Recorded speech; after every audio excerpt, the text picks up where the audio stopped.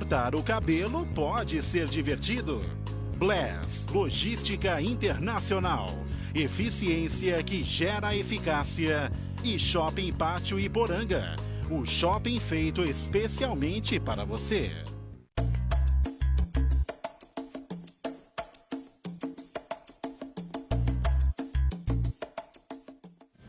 Bom Dia Cidades. Apoio Laboratório Célula Mater e Blumed Saúde.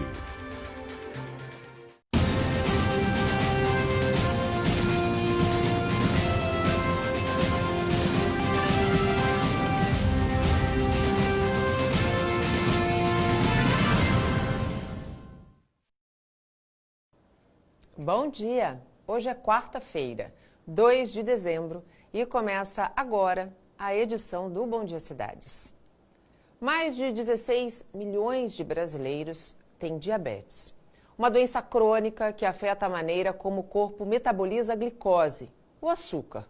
Segundo o levantamento feito pela Sociedade Brasileira do Diabetes, mais de 59% dos portadores da doença apresentaram uma piora durante a pandemia.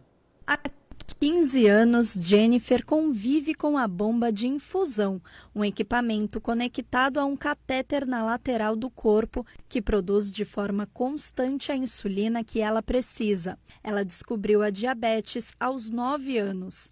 Não se cuidou de forma adequada na adolescência e aos 25 acabou perdendo a visão. Eu tive descolamento da retina esquerda e daí eles já me orientaram para fazer a cirurgia de vitrectomia. A cirurgia de vitrectomia é uma cirurgia de alto risco, porque é uma membrana que gruda na retina. Então, eles têm muito receio que cortem a retina na hora dessa cirurgia. Só que isso não aconteceu. O meu problema foi no pós-cirúrgico. Eu acabei desenvolvendo um glaucoma na vista esquerda, que eu perdi totalmente a vista, e tive uma cicatrização hipertrófica na vista direita. Isso daí fez com que a minha visão de 60% fosse para 3%. As medalhas na sala são lembranças do atletismo, que praticou durante 3 anos. Mas a deficiência não a afastou totalmente do esporte. Ela trocou a corrida pelo surf adaptado, novos desafios e conquistas também. Fez a aula funcional, vamos para o mar. Quando chegou lá, eu falei, como é que eu vou sentir que eu vou conseguir subir, né? Porque a gente simulou lá dentro da aula, é uma coisa, né? Como é que eu vou sozinha? Ele falou, você vai sentir. Quando chegar o momento, assim, você vai sentir a brisa e você vai seguir ali o fluxo. Mas foi mesmo. Quando a onda veio, eu senti que era o momento, e daí eu consegui, fiz as remadas alternadas e simultâneas, senti o vento entrando e fui assim, consegui levantar e fui até o finalzinho assim da areia, sabe? A prancha parando assim, eu falei, caramba, eu consegui. O endocrinologista William Pedrosa explica as complicações que podem acometer os pacientes que não tomam os cuidados necessários, como a dieta e o acompanhamento médico. As complicações crônicas que vão vir desse controle irregular ou mal feito do paciente diabético podem levar algum tempo para acontecer. Elas podem acometer, por exemplo, órgãos muito importantes como os olhos, podem ter também lesões renais, levando a uma insuficiência do órgão renal em filtrar o sangue, trazendo essa dificuldade também ao longo do tempo. Podem também acometer nervos, trazendo dificuldade para o funcionamento da sensação nervosa, com dor e mau funcionamento de alguns órgãos também. As complicações da doença sempre trouxeram grandes preocupações para a estudante Milena, que convive com a diabetes tipo 1 desde os 7 anos. A medição da taxa glicêmica e as 2 doses de insulina que toma todos os dias já fazem parte da rotina. Ela segue à risca a dieta e todas as orientações médicas para conseguir manter a doença controlada. Eu nunca fui chegada ao doce, então para mim não foi uma perda muito grande. E aí, depois que eu adquiri a diabetes na infância, eu sempre me cuidei. Eu não como açúcar, eu evito farinha branca, tudo que é pão, média, pizza, pastel, eu evito. Eu como coisas integrais, né, barras de cereais, arroz integral, macarrão integral, como tudo que é integral que ajuda na minha alimentação. Foi pensando nessas pessoas que a Jennifer, lá do começo da reportagem, resolveu escrever um livro.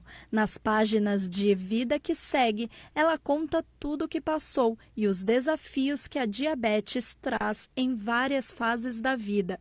Com um título incentivador, ela explica que é possível sonhar e realizar. O maior limite que a gente pode colocar são os nossos medos e nós nos limitando. Ninguém é capaz de limitar a gente. Então eu falei assim, eu tenho que, tá motivando, incentivando, tá estimulando as pessoas. Então é preciso que as pessoas entendam que é necessário estar olhando para o lado para seguir adiante. Então, esse projeto do livro, ele não é apenas preventivo, ele é motivacional e ele é inclusivo também. Para quem quiser ajudar no lançamento do livro, sobre as experiências da Jennifer Pavani, o link está aí na sua tela. Com a chegada do verão, os cuidados com a pele devem ser redobrados. Este é o mês do dezembro laranja, de conscientização sobre o câncer de pele. A estimativa do Instituto Nacional do Câncer, o INCA, é que 625 mil novos casos da doença sejam descobertos até 2022. E para falar sobre o tema, nós conversamos ao vivo com o cirurgião oncológico Fernando Aieda. Doutor Fernando, muito obrigada por nos atender nesta manhã. Bom dia. Bom dia, eu que agradeço o convite. Doutor Fernando, os cânceres do tipo não melanoma, que são os mais comuns e mais frequentes no Brasil, correspondem a 30% de todos os tipos de tumores malignos registrados no país. A que se deve essa alta incidência, doutor? Na verdade, nós moramos num país tropical. O Brasil tem uma alta incidência solar durante todo o ano.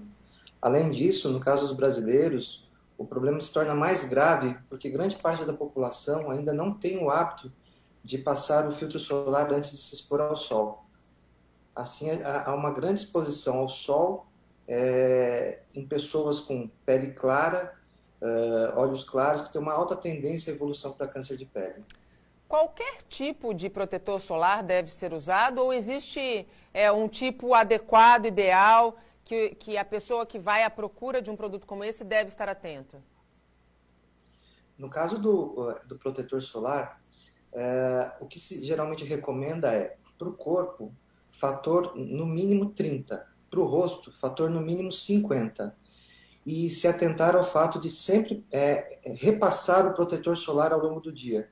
As pessoas esquecem da necessidade de acabar repassando o filtro solar, porque ele vai saindo ao longo do dia. Então, no mínimo, 3 vezes ao dia, repassar o filtro solar. Doutor, quando a gente fala de cânceres de pele não melanoma, que são os mais comuns, quais são os principais sinais que as pessoas devem estar atentas para procurar um médico e ter o diagnóstico precoce? A gente sabe que a detecção precoce em todos os tipos de doença, especialmente no câncer, aumenta muito a incidência da cura. Com certeza. Para todos os tipos de câncer, quanto mais precoce o diagnóstico, maiores são as chances de cura. No caso de câncer de pele não melanoma, que na verdade a gente está falando de carcinoma basocelular e carcinoma espinocelular, que são os mais frequentes, eles se caracterizam por, no caso do basocelular, uma ferida, um nódulo que surge com uma evolução lenta, e no caso do espinocelular, uma ferida que coce, sangre, forme crosta e que não cicatriza, permanecendo aí mais de 3, 4 semanas de evolução sem cicatrização. Doutor, a hereditariedade no caso do câncer de pele, dos cânceres de pele, conta? Conta. Na verdade, assim, se você tem um histórico familiar, parentes de primeiro grau, com um histórico de neoplasia de pele, de câncer de pele, você tem uma incidência maior, um risco maior de ter evolução para câncer de pele, sim. Então, você tem que ter um cuidado maior do que a população em geral. Existe uma faixa etária que está mais suscetível à doença ou hoje o câncer de pele pode se desenvolver no jovem, no adulto, no idoso? Na verdade é assim, o câncer de pele, quanto maior a idade, maior a frequência. A partir dos 40 anos, geralmente é o que a gente encontra aí como padrão, a partir de 40 anos de idade. Porém, com a constante exposição dos jovens aos raios solares, a média de idade aí vem diminuindo. A gente encontra câncer de pele em pacientes bem mais jovens aí do que 40 anos de idade. Ou seja, aquelas recomendações de tomar sol antes das 10 e depois das 4, sempre com filtro solar, não é apenas um preciosismo. É regra que pode, inclusive, evitar o câncer. Com certeza.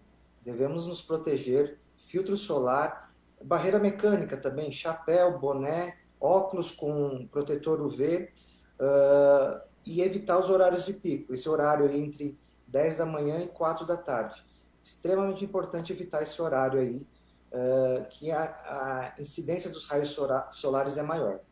Doutor, o câncer do tipo melanoma, ele é mais agressivo e muita gente se pergunta se há cura para esse tipo de câncer e qual é a possibilidade, o percentual, se houver cura, e como é feito o tratamento. Na verdade é assim, como todos os outros cânceres, quando feito o diagnóstico precoce, você tem chance de cura. No caso do melanoma, você tendo um diagnóstico precoce, as chances de cura são de 100%. Você pegando o melanoma inicial, na fase inicial, você acaba curando com tratamento adequado, geralmente é cirurgia. Porém, quando você faz o diagnóstico do melanoma no estágio mais avançado, com a doença mais avançada, doença metastática, doença que já deu raiz, espalhou, você diminui bastante a chance de cura. Porém, hoje em dia nós temos tratamentos como a imunoterapia que, na verdade, segura a doença e prolonga bastante a vida do paciente. E dá qualidade de vida para esse paciente. Com certeza. Que nesses pacientes que a gente não encontra mais possibilidade de cura, pelo menos a gente tem opções de tratamento que prolongam a vida do paciente com qualidade de vida. Doutor, muitíssimo obrigado pelas orientações, pelas informações e vamos deixar aqui um apelo para que os brasileiros, os santistas que moram aqui na nossa região, na nossa cidade, se cuidem. O sol faz muito bem, a vitamina D é muito importante, mas nada que seja em excesso faz bem à saúde, não é mesmo, doutor? Com certeza. Fica aí a dica de se proteger do sol, filtro solar, barreira mecânica e evitar os horários de pico aí. A prevenção é extremamente importante aí para evitar o câncer de pele. Obrigada, bom dia. Eu que agradeço. Bom dia. E a semana começou meio esquisita, com dias quentes, muito quentes, aliás, e chuva. Mas a previsão é de mais mudanças. O repórter Fabiano Roma está com o meteorologista que vai explicar quais serão elas. Bom dia, Fabiano. Ainda deve vir frio esta semana? A gente pode esperar aquela ventania que pegou muita gente de surpresa e assustou muita gente dormindo, como na semana passada, com ventos de 120 km por hora? Olha, Nathalie, eu não sei não, vou perguntar para o meteorologista, mas o que eu quero te falar é o seguinte, a gente tinha preparado um lugar maravilhoso, com um cenário lindão aqui na ponta da praia, para fazer essa entrada ao vivo com o Franco Cassol, que já está aqui comigo. Tivemos que correr procurar abrigo, porque chuva já começou a cair, estava forte, um periquito vai mostrar para a gente, agora deu uma mansadinha na chuva aí, mas estava bem forte, infelizmente não dá para mostrar o cenário que a gente queria. Mas olha, vou perguntar para o Franco. Franco, bom dia para você. A Nathalie chamou a gente perguntando, vai ter ventania? Vai ter chuva forte? Chuva já começou, né, amigo? Bom dia. Bom dia a todos. Essa semana é uma semana de mudanças de tempo, então voltaram a se espalhar algumas instabilidades pelo estado de São Paulo. Ontem já teve chuva forte, até mesmo na Grande São Paulo. Já aqui ontem começou um dia abafado, mas no final do dia nublou, teve até chuva fraca. Hoje continua ainda com essa possibilidade de chuva, a gente espera que a Baixada Santista não seja afetada por chuvas muito fortes ou persistentes. E amanhã já volta a mudar o tempo novamente, a temperatura sobe um pouco mais, mas em seguida, para o final de semana, deve voltar a chover até numa quantidade maior. Então pode separar o guarda-chuva.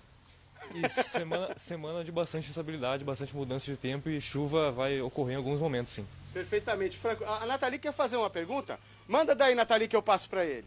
Fabiano, além dessa semana, a gente está muito próximo do verão começar, né? E a gente sabe que o verão é uma estação muito quente, está cada vez mais quente com o passar dos anos e é uma temporada de pancadas de chuva muito fortes. Nesse ano, a gente teve uma tragédia no finzinho do verão, né? Onde um temporal atingiu a nossa região, 45 pessoas acabaram morrendo por conta de deslizamentos. Qual vai ser a característica desse último mês do ano, que também marca a chegada da nova estação?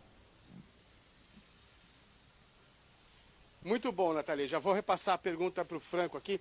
Franco, a Nathalie lembrou que esse ano, no finalzinho do verão, a gente teve uma pancadona de chuva muito forte. Teve aquela tragédia, né, no começo do ano. Muita gente morreu aqui em Santos, no Guarujá.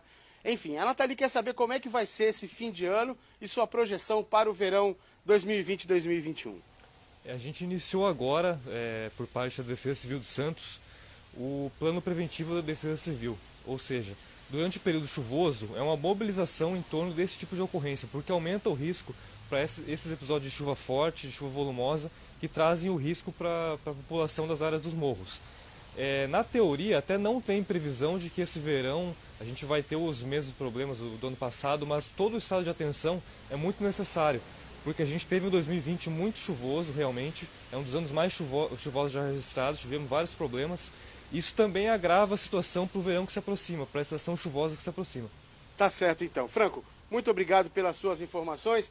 Nathalie, a gente devolve para você, mas eu vou pedir para o Periquito caprichar nessa imagem aqui da ponta da praia. Com chuva, Nathalie, com chuva.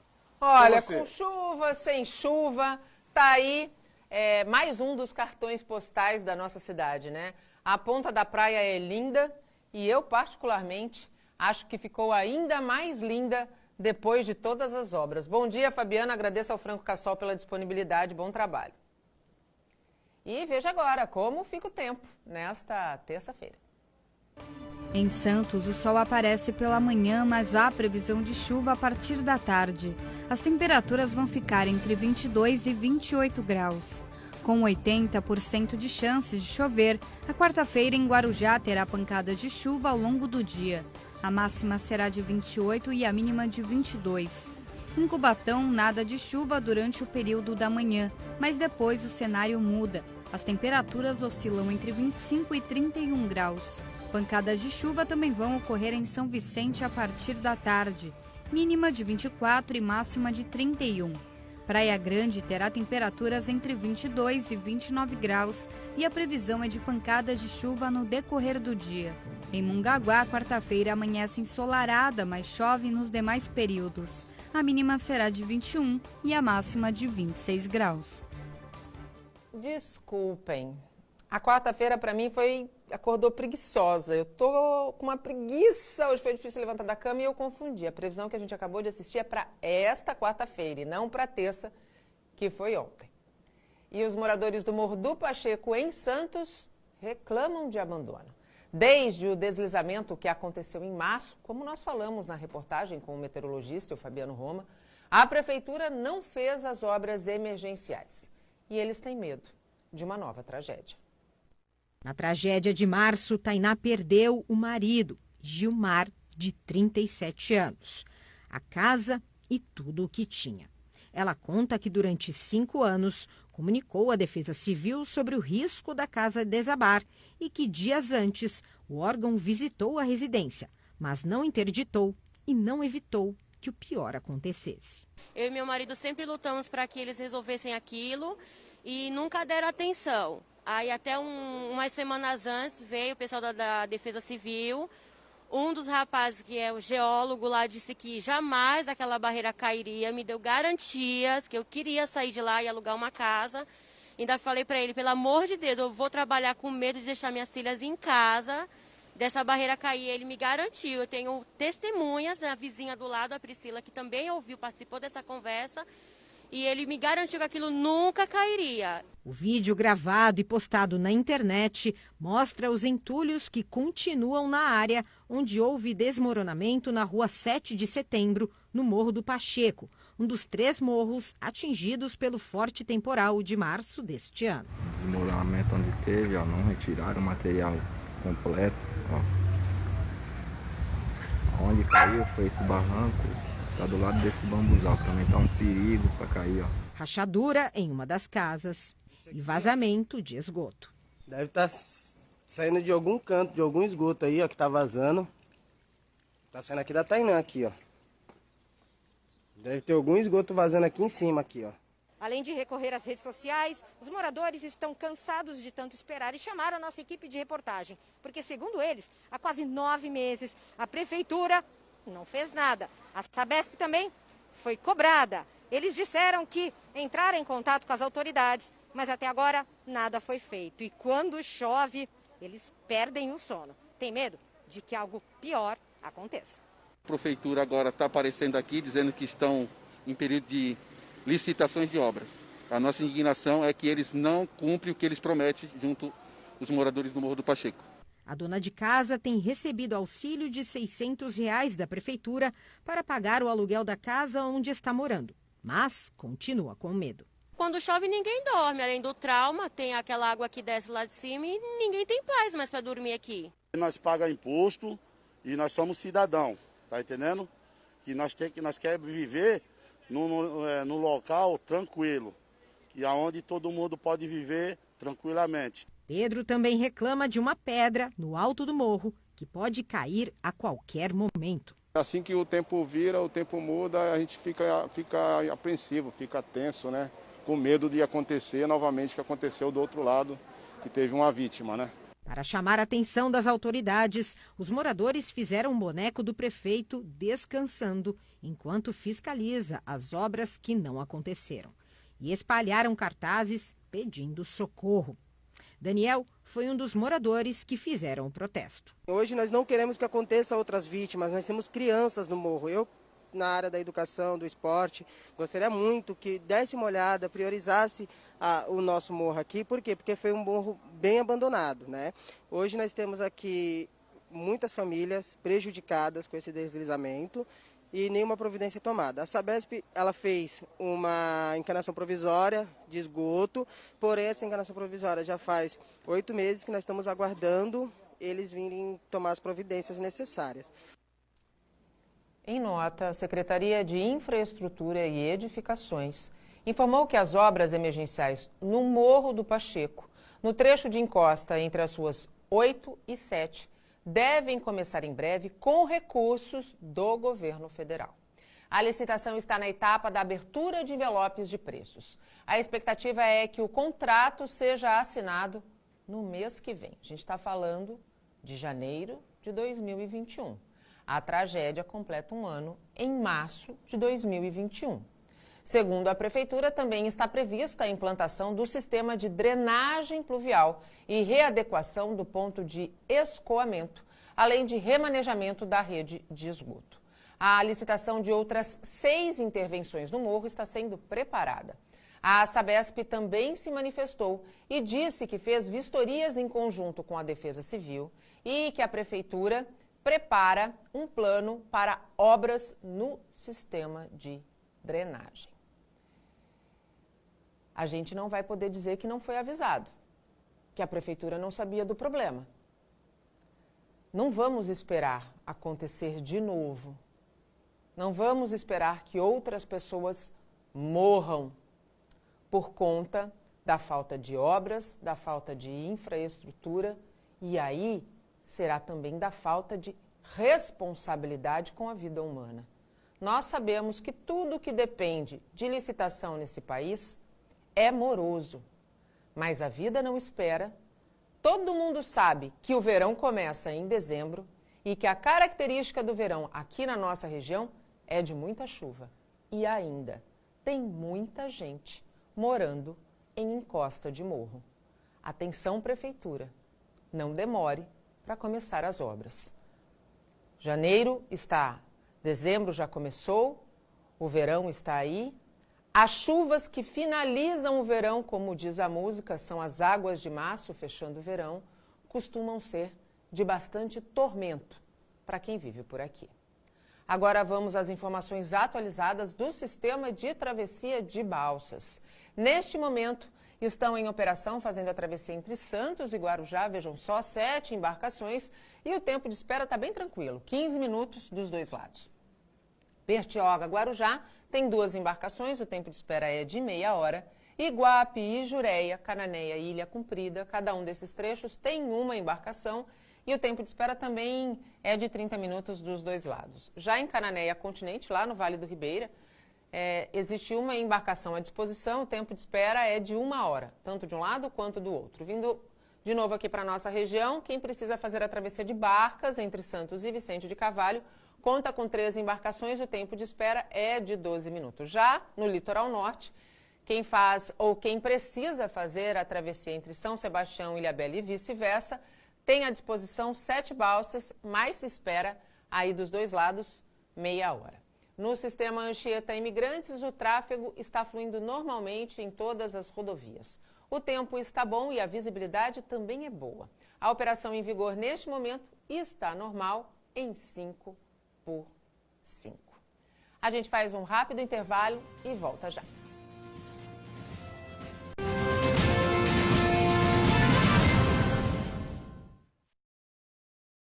A nossa onda é te ver vivendo mais e melhor. É ter você curtindo a vida, sorrindo, abraçando, beijando, se movimentando tipo uma criança e, quem sabe, surfando. A nossa onda é ser o plano de saúde que mais cresce na Baixada. E você, qual é a sua onda? Blumed Saúde. A gente surfa na onda da saúde. Caderno Regional, segunda a sexta, 7h30 da noite, na Santa Cecília TV.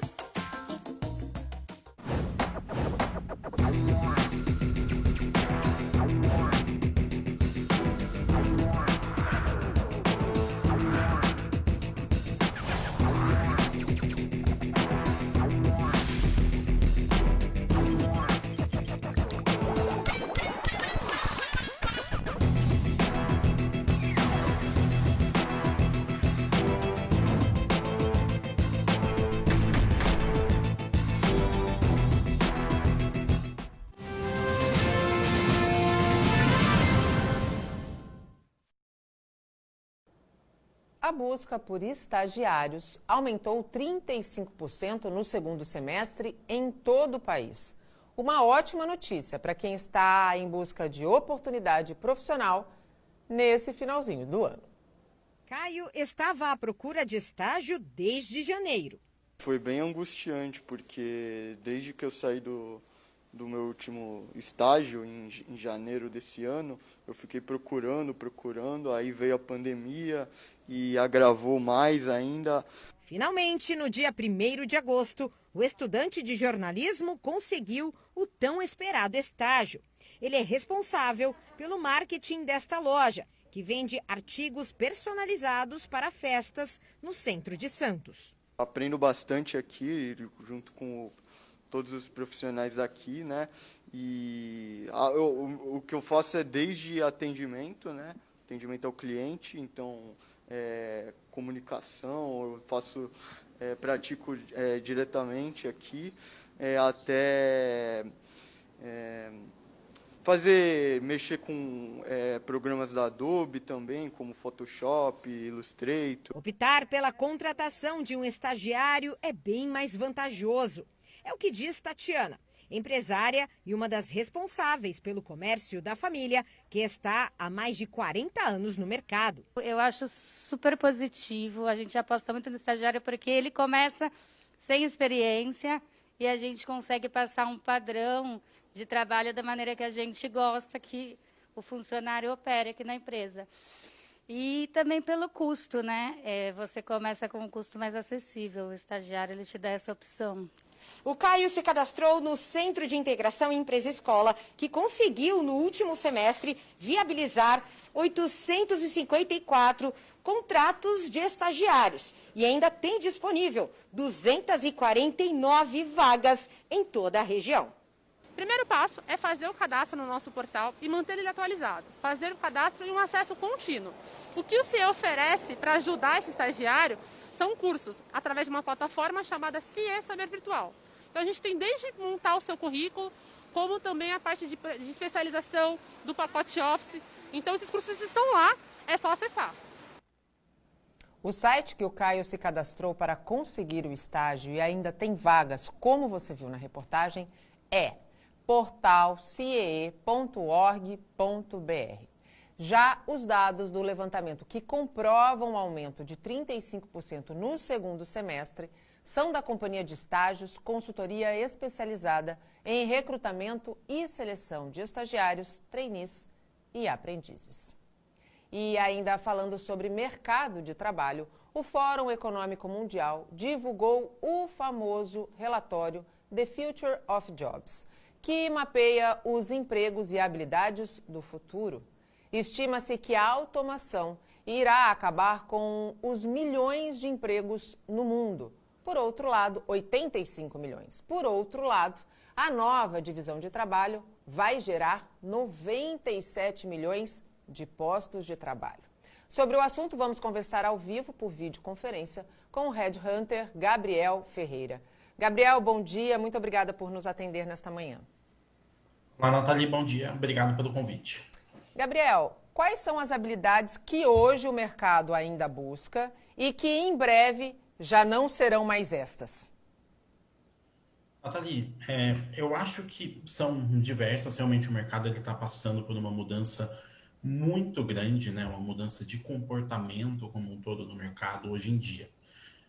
Hoje as empresas, especialmente pelo momento que estamos vivendo, os principais pontos que procura ativamente é muito voltado para a capacidade analítica, capacidade de entender melhor os sistemas que as empresas trabalham, entender diversos sistemas, entender ferramentas como Excel de uma maneira mais afinco e afins, especialmente profissionais que estejam buscando novas energias e que estejam buscando novos conhecimentos. A busca por conhecimento vai ser uma coisa cada vez mais importante. Futuramente, com as automatizações dos mercados de trabalho, o principal ponto que vai acontecer, conforme o próprio relatório do Fórum mostrou, é que alguns serviços estarão automatizados e, consequentemente, precisarão menos da mão de obra humana. Isso não vai dizer que o mercado de trabalho desinchará, pelo contrário, novos profissionais precisarão surgir. Então, em especial, nesse momento, o mercado mostra uma grande inflação de profissionais voltados aí para a tecnologia da informação. Então, profissionais de TI estão sendo cada vez mais requeridos e entender cada vez mais conhecimentos voltados para essa área também será cada vez mais requisitado pelo mercado, mesmo de profissionais que hoje em dia não entendem tanto. No próprio ambiente de headhunter é um excelente exemplo disso. No passado, não se precisava tanto da automatização dos nossos serviços, automatização dos sistemas, e hoje isso tem sido cada vez mais requerido e, consequentemente, com isso, profissionais que entendam dessa automatização. Gabriel, tem gente que tem habilidades com esse universo de automação, né? Habilidade nata, dom, eu costumo até dizer dom, né? Nasce já com esse olhar. Mas tem gente que não, né? E a grande preocupação, a grande angústia dessas pessoas é como é que eu vou escolher um trabalho com automação com o qual eu vou ter que conviver, né, grande parte do meu dia, se eu não tenho habilidade, se eu não gosto dessa área. Como fazer isso? Esse é um ponto bem importante, Nathalie. Realmente, há muitas pessoas que hoje não gostam realmente tanto de atuar desse jeito. E isso não quer dizer que não hajam serviços também voltados para elas. O próprio Fórum diz, é muito bem visto hoje, que apesar de terem várias profissões que serão cada vez mais voltadas para a tecnologia ou robotizadas até de certa forma, apesar disso estar realmente acontecendo, isso não quer dizer que não haverão também profissões voltadas para pessoas que não têm tanto skill, contabilidade, ou também nem tantas oportunidades de desenvolverem esses skills. A parte boa, positiva que a gente tem visto, inclusive como na outra reportagem mostrou em programas de estágio, é que essa próxima geração já está muito mais conectada com tecnologia, como isso é bem visto hoje em dia. E por estar mais conectada com tecnologia, já estará mais apta, com uma curva de aprendizagem um pouco mais fácil para conseguir entrar no mercado e aprender on the job também, né? Aprender dentro do serviço como mexer em novos sistemas e afins. Então, isso também será bem requisitado. O que o mercado, na minha visão, verá com o tempo é que não se dá para ter apenas profissionais prontos. Então, as próprias empresas deverão começar a investir fortemente em treinamento e desenvolvimento desses profissionais, que é uma coisa que muitas empresas hoje já fazem, mas isso será cada vez mais requisitado. Em especial por hoje um déficit que se tem de profissionais que estejam já 100% capacitados para essas novas transformações que estão por vir. No segmento da comunicação, como essa transformação da tecnologia, a gente sabe, a gente pode citar, por exemplo, que a pandemia permitiu, por exemplo, que a gente estivesse conversando aqui, né? Estivéssemos aqui por um sistema de videoconferência que já existia antes da pandemia, mas que talvez não recebesse a atenção devida. Hoje é uma realidade, veio para ficar. As transmissões via streaming também são uma realidade, né? As transmissões em redes sociais, mas o profissional da comunicação, como é esse profissional que hoje o mercado, eu não vou falar hoje, mas que o mercado de um futuro próximo está procurando? Cada vez mais, especialmente para o profissional da comunicação, vai ser requisitado que ele tenha flexibilidade de entender, igual você mesmo está tendo agora, né? As entrevistas terem mudado, de todo o ambiente ter mudado. A pandemia trouxe uma nova realidade que veio para ficar futuramente. Essas entrevistas por streamings, como estamos tendo nesse momento, se provaram muito mais viáveis e as grandes empresas estão percebendo isso. Várias multinacionais do segmento de comunicação, inclusive, têm percebido isso e têm começado a mudar a maneira como isso tem sido feito. Então, é um recado que a gente dá para praticamente qualquer profissional, mas que para o profissional de comunicação isso vale muito. Ficar atento a todos os novos meios de tecnologia, onde o próprio serviço pode ser feito. As inovações tecnológicas, elas vão acontecendo, não paramos por aqui. Como você mesmo disse, realmente essa plataforma, como a plataforma do Zoom, outras plataformas, elas já existiam e estavam sendo utilizadas, só que muito pouco, e agora deu esse boom. Ela já está dando espaço para plataformas mais tecnológicas, que abrangem mais pessoas, que têm surgido no mercado e vão facilitar ainda mais o trabalho do profissional de comunicação. Estar atento a isso e saber implementar isso em grandes redes, em grandes empresas, vai ser essencial. Em especial porque, especialmente o home office, como eu mesmo estou hoje, vários profissionais estarão cada vez mais e as políticas de home office continuarão sendo implementadas. Então, a flexibilidade de qualquer profissional, em especial de comunicação, para conseguir se implementar dentro deste meio 100% digital será muito importante. As habilidades emocionais, como inteligência emocional, capacidade de lidar com ambiente de estresse, gestão de crise, elas ainda seguem sendo importantes dentro desse novo mercado de trabalho? Com certeza, sim. Eu acho que duas soft skills, no entanto, elas brotam como as principais. Primeiro, que é a flexibilidade, saber ser flexível dentro do ambiente de trabalho e os grandes desafios. Isso no relatório do Fórum eles até mencionam meio superficialmente. Eu acredito que vai ser uma das principais, em especial porque essas mudanças que estão acontecendo, elas são difíceis para todo profissional que está incluso no mercado de trabalho. E o segundo, na minha opinião, que você mesmo mencionou, é a inteligência emocional.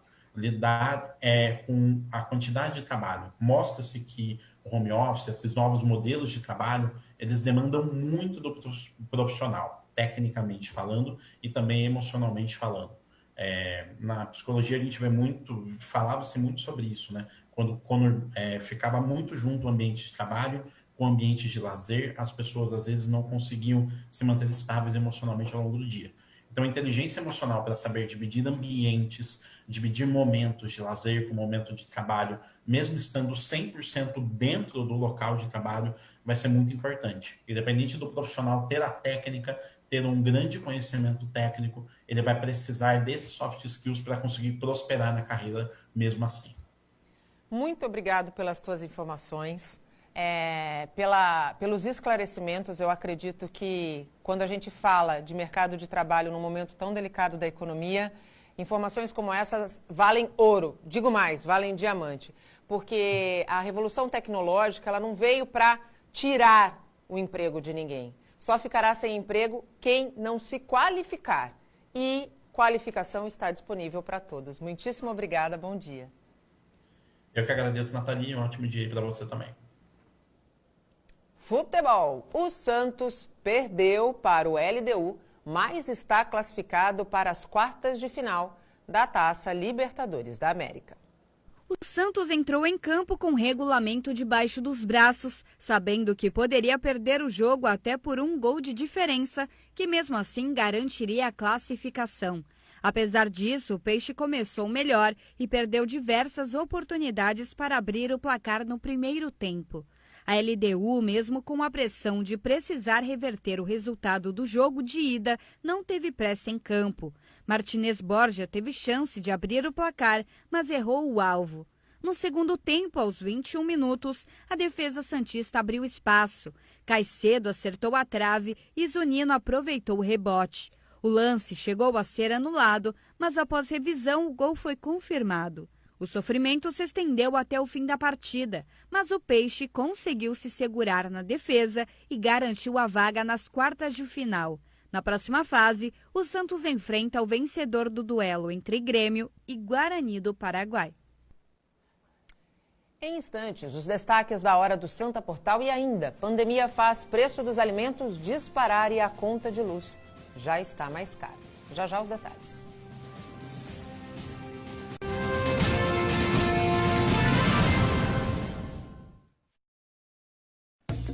Uma nova dimensão. Segunda a sábado, 9 da manhã, na Santa Cecília TV. O Célula Mater traz para Santos um serviço de análise inovador, de alta velocidade nos resultados, com total precisão e confiança. O Lab Express. São mais de 50 tipos de exames clínicos prontos em até 1 hora, junto com o serviço Prime Assistance, em que nós buscamos você em sua casa gratuitamente. Agende seu exame. Acesse celulamater.com.br ou ligue 3225-2586. Lab Express é Célula Mater. Dia 9 de dezembro, 9 da noite. A Santa Cecília TV realiza com exclusividade, ao vivo, debate com os candidatos à presidência do Santos Futebol Clube, apresentando e discutindo suas propostas para o glorioso alvinegro. Participação de jornalistas perguntando para os candidatos.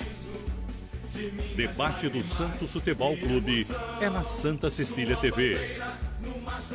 Apoio Hospital Oftalmológico Visão Laser. Sua visão é o nosso sentido. Laboratório Célula Mater. Clínica Veterinária Filete. Curso de auxiliar de medicina veterinária. Matricule-se.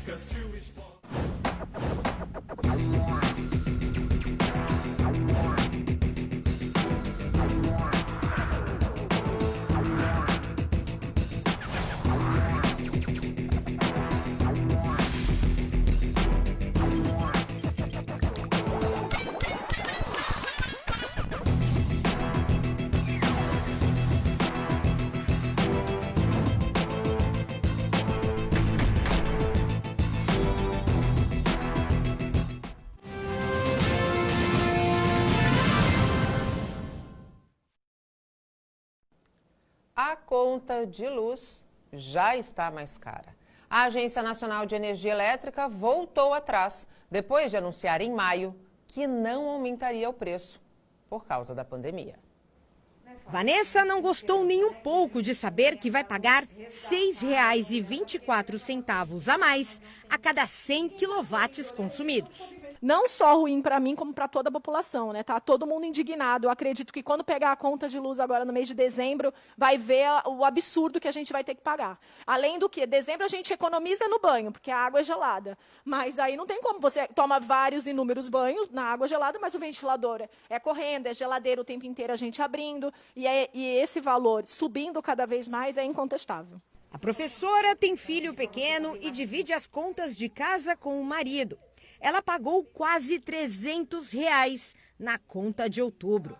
Eu acredito que nem todo mundo conseguiria pagar. Ou paga a luz, ou a gente paga para comer. Este economista explica o que levou ao aumento da conta de luz. O aumento do valor da energia elétrica se dá em função das baixas nos reservatórios, o que levou a uma diminuição na capacidade de gerar energia e, consequentemente, na utilização das termoelétricas. As termoelétricas, o gasto para produzir essa energia é muito maior. No Brasil, a gente enfrenta um problema de falta de planejamento de energia já há 20 anos. O Brasil precisa ter um planejamento para melhorar essa questão energética para a população brasileira, até uma questão para desenvolvimento econômico. Preocupados com os constantes aumentos de luz, os vereadores de Santos implantaram um painel solar. Ele demorou 1 ano para ficar pronto e custou mais de R$800 mil. Investimento que deve ser recuperado em 4 anos. A estimativa é de uma economia de R$18 mil por mês. Esses painéis transformam a energia, com o sistema que foi colocado aqui, energia solar e energia elétrica.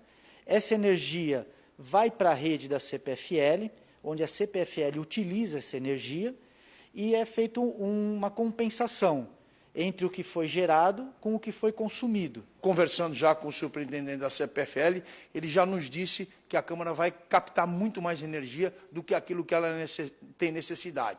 E nós vamos passar essa energia para o Acácio, que é o outro prédio da Câmara, que vai entrar em reforma no ano que vem, para que nós possamos fazer a tão sonhada Escola do Legislativo. O que é mais estranho é que essa mudança da ANEEL, que não se preocupou muito com a questão energética e como estava a questão energética lá no Amapá, aconteceu no apagar das luzes. A pandemia ainda não acabou. Nós talvez estejamos para viver o pior momento da pandemia, porque todos os benefícios do governo que foram criados para tentar segurar a economia acabam em dezembro e não vão ser prorrogados. Entre esses benefícios, o auxílio emergencial, que ajudou a pagar algumas contas.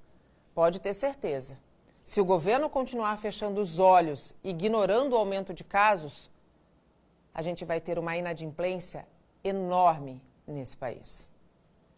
E os donos de docerias também não têm tido muito o que comemorar. Por causa da Covid-19, o preço do leite, principal ingrediente de muitas sobremesas, disparou. Quem trabalha no ramo está tendo que se virar para não demitir. Chocotone por um precinho camarada, R$20. Entre as diversas opções de bolos, tem de frutas, recheado com creme belga, o branco com baba de moça e camada de doce de leite moça cozido. O mousse misto é o carro-chefe da loja. Custa R$ 88 e serve 10 pessoas. Eliane é proprietária da doceria, que fica em Santos. Já são 24 anos no mercado. Junto com os desafios da pandemia, veio também a alta do preço do leite. A gente repassou 3%. Então você imagina como é essa conta, né? Sem gordura nenhuma, a gente está ali bem justinho. Porque uma das nossas prioridades era não demitir ninguém. Se para Eliane, que tem uma doceria tradicional, o aumento do leite pesou no bolso, imagine para a Laís, que está no ramo há 3 anos. Cheguei no primeiro mercado, não encontrei a marca que eu geralmente utilizo. Fui no segundo, também não tinha.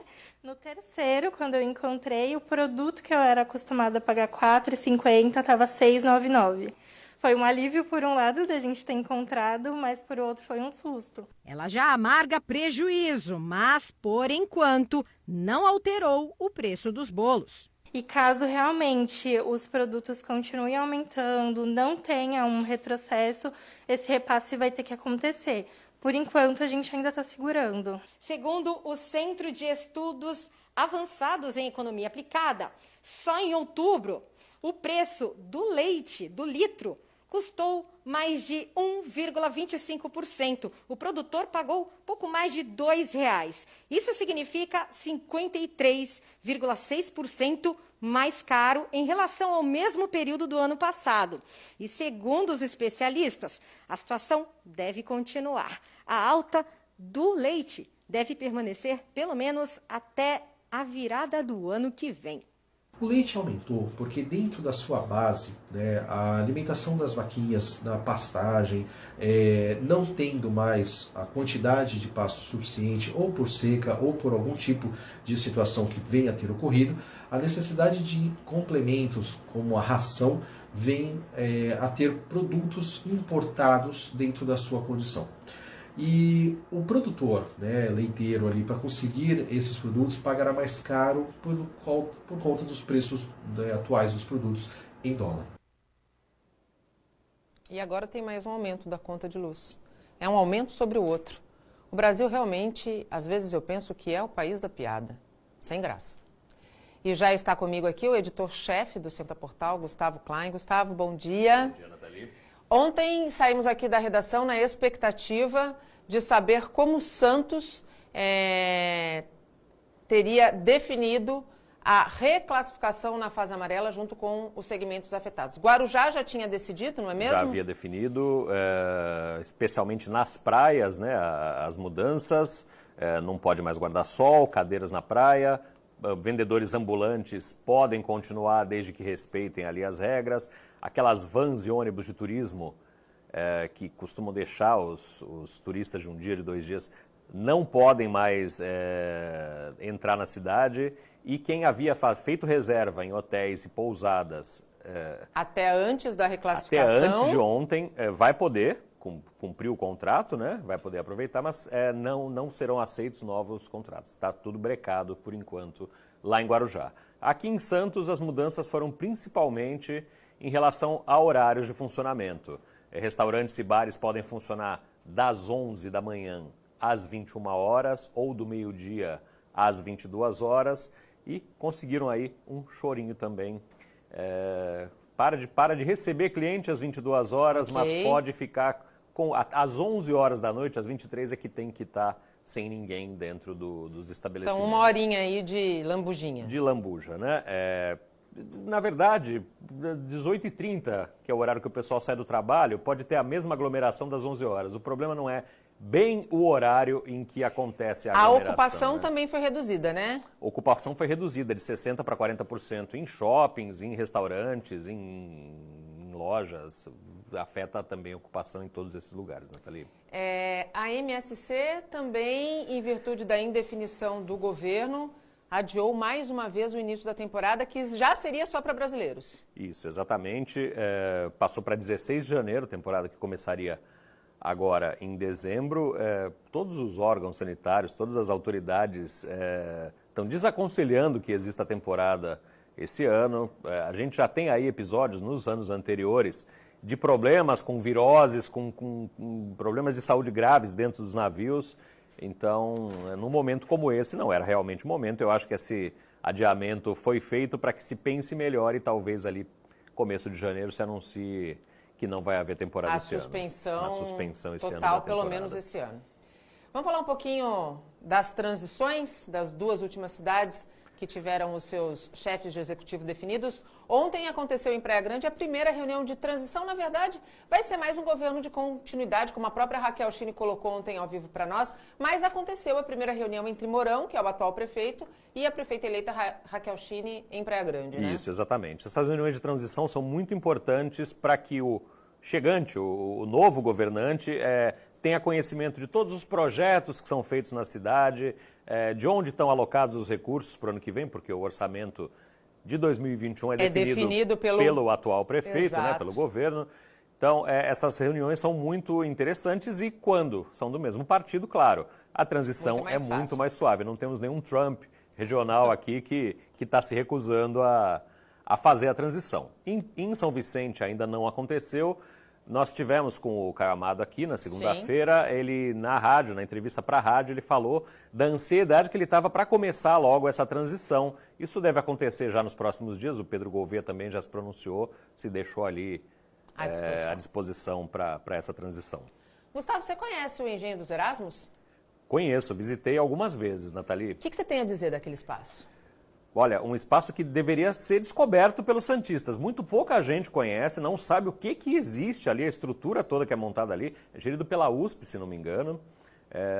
E é um pedaço da nossa história que é recuperado ali, que a gente conhece um pedaço da nossa história e um espaço moderno, que merecia a visita de todos os santistas.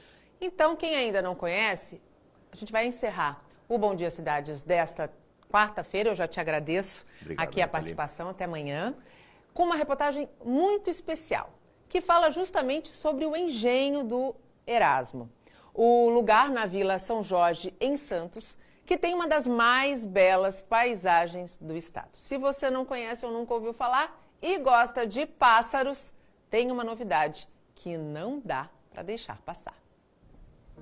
Ruínas do século XVI, paredes de pedra que atravessaram o tempo e se mantêm como memória do início da colonização do Brasil. Estamos no Engenho dos Erasmos. O sítio arqueológico fica na Vila São Jorge, em Santos, aos pés do Morro da Nova Sintra. Foi construído no século XVI, por ordem de Martim Afonso de Souza, para produzir açúcar e exportar para a Europa. O Engenho dos Erasmos é um órgão da Pró-Reitoria de Cultura e Extensão Universitária, da USP, e é um sítio arqueológico importantíssimo porque trata-se da mais antiga evidência física da presença europeia, portuguesa, no Brasil. Além de história e memória, o Engenho dos Erasmos tem importância ambiental.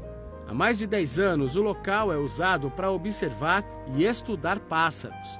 As atividades estão suspensas pela pandemia, mas aqui acontecem cursos, palestras e eventos de observação.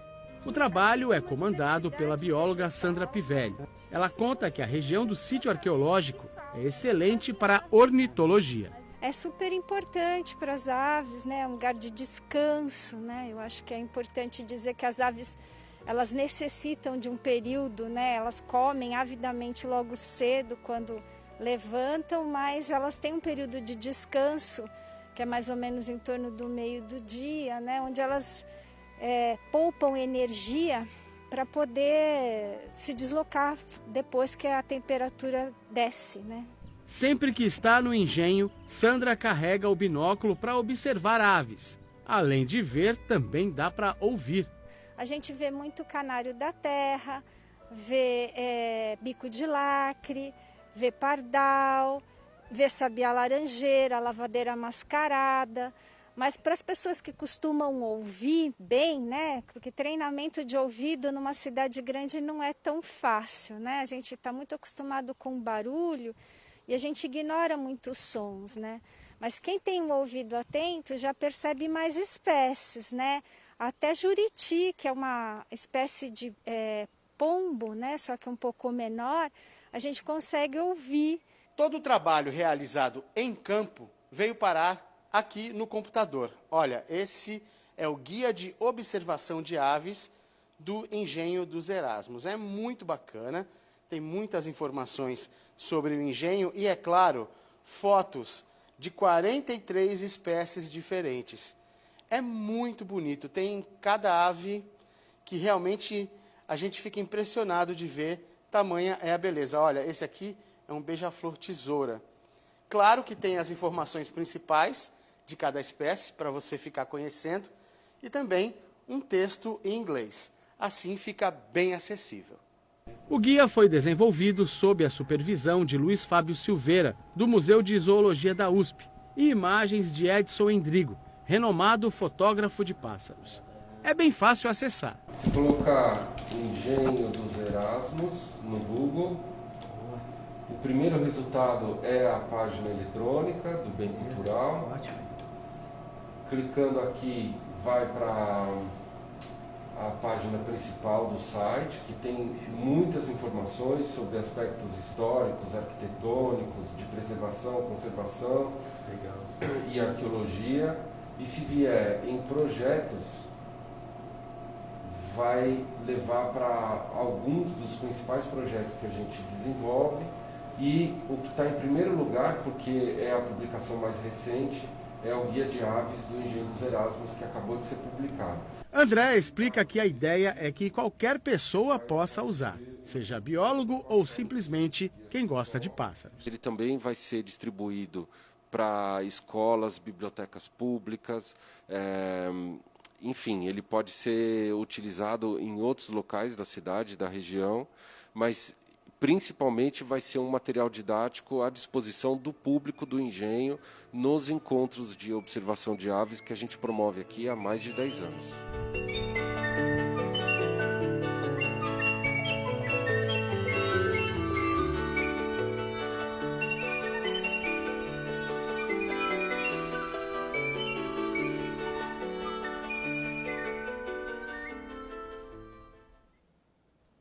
Que bela reportagem. O Bom Dia Cidade desta quarta-feira fica por aqui. Às 7h30 da noite tem um resumo das notícias do dia no Caderno Regional. Ao longo de todo o dia, claro, você fica bem informado com as principais notícias da nossa região, do Brasil e do mundo no Santa Portal. Eu volto amanhã, se Deus quiser, a partir das 8 horas da manhã. Tchau!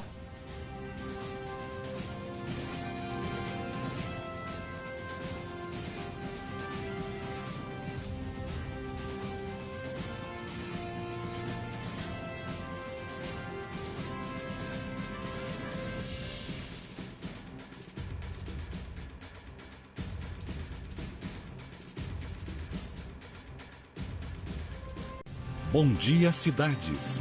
Apoio Laboratório Célula Mater e Blumed Saúde.